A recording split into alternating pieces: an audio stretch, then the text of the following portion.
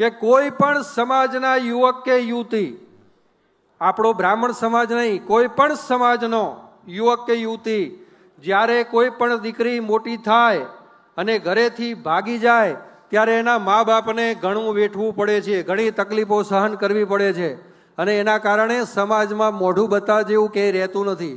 કાયદો એવું કહે છે કે 2 સાક્ષી લાવો એટલે લગ્ન થઈ જાય, પણ લગ્ન માટે સનાતન ધર્મ પ્રમાણે, વૈદિક સંસ્કૃતિ પ્રમાણે જ્યારે કોર્ટ સર્ટી લેવા જાઓ ત્યારે હિન્દુ શાસ્ત્રોક્ત વિધિ પ્રમાણે તમે એ મેરેજ કર્યા છે કે કેમ એના સર્ટી રજૂ કરવા પડે છે, બ્રાહ્મણની સહી જોવે છે.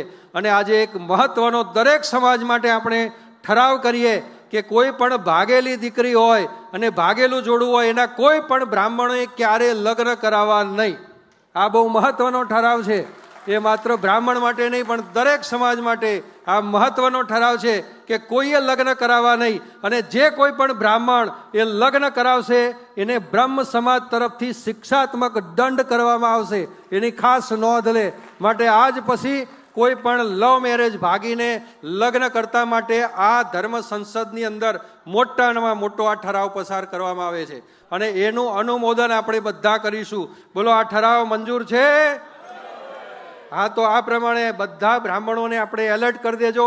આજ પછી કોઈ પણ દીકરી હોય, કોઈ પણ જગ્યાએ લવ મેરેજ થતા હોય તો કરાવવા નહીં. મા બાપની સંમતિ હોય તો જ એ લગ્ન કરાવવા.